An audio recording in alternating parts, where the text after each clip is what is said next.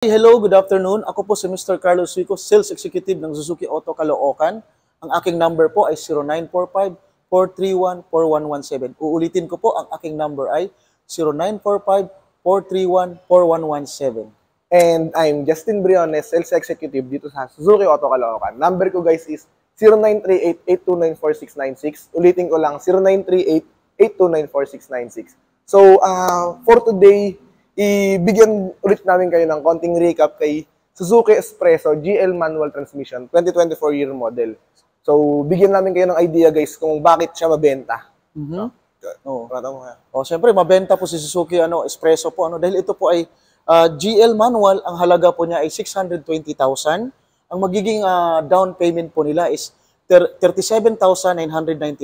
Ang magiging monthly nyo po is 12,800 lang po. So, garon ka-affordable at kamura si Suzuki Caloocan, pero ganun po naman po siya katibay. Ayan po. So ayan guys, kung ano naman yung mga meron kay Suzuki Espresso, ayan, yung windshield natin, naka-laminated na siya, dagdag safety features, and yung headlamp naman natin, naka-halogen lang po. Multi-reflector. Ayan.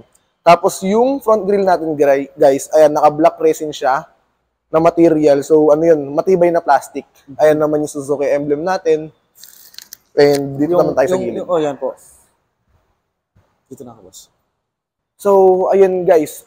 Side mirror natin, naka-body lamp. Naka-body color. Side mirror natin. So, ano rin siya, mas elegante tignan. Tama po. Naka-body color, Yung gulong niya. Yung gulong po niya is 14 inches po na two-tone po. Alloy wheel po. Ayan. So, pasok naman tayo. Opo, ito na po yung skid plate natin, naka-black color po siya. And of course, isa rin to guys na malaking factor ni Espresso, yung ground clearance natin. Kung papansin nyo, ang taas. Ang taas, no? 180 millimeters ground clearance po. Ayan. So, pasok naman tayo guys sa loob. Yes po. Sige, boss. So, ayun guys, ano bang meron sa interior ni Suzuki Espresso? So, kung mapapansin nyo, ayun yung dashboard natin, napaka-simple tignan. Yung speedometer natin, nasa gitna. So, ano rin yan guys, maganda rin yan para kita rin ng passenger natin yung tinatakbo natin, no? So, pwede rin yan na masabihan kanya pag nasasobra na sa bilis. So, ayan, naka rin tayo, 8 inches touchscreen monitor with offline navigation na rin yan guys, Apple CarPlay tsaka Android Auto. Ano rin to guys yung natin, naka-voice command din, yung monitor natin. Ayan, tas na rin siya, naka-power window. Power window na rin si Espresso AGS natin. Tapos, ayan, naka-automatic aircon din, yung fog lamp natin. Tas, meron din siya guys, USB port, tsaka 12-volt socket. Yun, grabe so, na, ano rin yan guys, for long drive, in case na malobat yung cellphone natin, meron tayong ma-charge dyan. Tas, meron din ditong mga coin holder, mga ticket holder, tapos meron din cup holder, guys. Cup holder, ayan. Ayan, tapos pakita natin to, boss. Dito sa manibela natin, guys, ayan. Nandito na yung switch natin ng volumes up and down, mute, tapos nakaano na rin siya, hands-off system. So, ang ganda rin nito, guys, para kung sakali man nakakonect yung cellphone natin, hindi na tayo mahihirapan mag-answer tsaka decline ng calls, no? So, nandito na rin yung switch natin sa wiper. Tsaka kung mapapansin nyo, ito, boss, sa gilid. Sa lower left part ni dashboard, ayan, nandito na yung natin, control natin sa side mirror. Side mirror, yun po. Ayan, nandiyan na yung adjust natin. Hindi na rin natin kailangan ibaba pa yung bintana para lang i-adjust yung side mirror. Tapos dito, yung logo na A, equipped na rin siya ng Engine Auto Stop Start System. So, mas kilala siya bilang EASS. Nakakatulong din siya for additional na fuel efficient. Meron din siyang ESP guys, Electronic Stability Program, safety features din siya para kung sakali man na dumaan tayo sa madudulas na daan, hindi malulus ng control. Hindi malulus ng mamamaneuver pa rin natin si sasakyan, no? Hindi tayo malulus ng traction. So, ayun, punta naman tayo sa second row. Yan po. Ayan, so ito po yung second row natin guys, no? Ganito po yung niya, ganito po kaluwag yung niya. Legroom po, kung makikita nyo. Ayan. So, ayun guys, second row natin. Ako, ang height ko is 5'8". Pero kung mapapansin nyo, yung legroom natin, ang laki pa ng space, no? Halos kalahating dangkal pa or isang dangkal. Tapos, ayan, ang katawan namin, guys, kami, malalaking ito, tao ito na rin. po, Malalaking tao na rin ganito pa kami. kaluwag to eh. Pero Parang parang palagay kasya ko pa nga, dito, dalawang payat. Dalawang payat po, ayan. Parang kasya pa dito, Siyempre, dalawang payat. pakita namin sa inyo, ayan, oh. Pag tayo po ay Ayan, halimbawa, guys, ayan, parang kasya pa dalawang payat dyan, no? kaya po, ayan, oh. Opo, oh. Ayan. Saan naman tayo? Likod naman tayo, Pinakalikod guys. po, likod. tignan natin yung pinakalikod nito. Buksan mo, Sarah, para.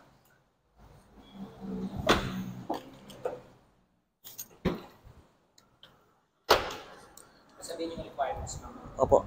So kanina po sa likod pinicture na rin namin to ito ano. And ang ganda ng likod nito ha kasi titignan nyo, ito detachable to eh. Maalis siya eh ano. Yung compartment cover po natin. Ito, kayang-kaya kung kayo po ay uulitin ko lang may maliit kayong sari-sari store sa inyo, additional income po. Ayan, kasya po yung mga gamit ninyo niyan, di ba? At agagandahan po, ito ako nga lang ha, i-try kong umupo po, ipapakita ko lang po sa inyo.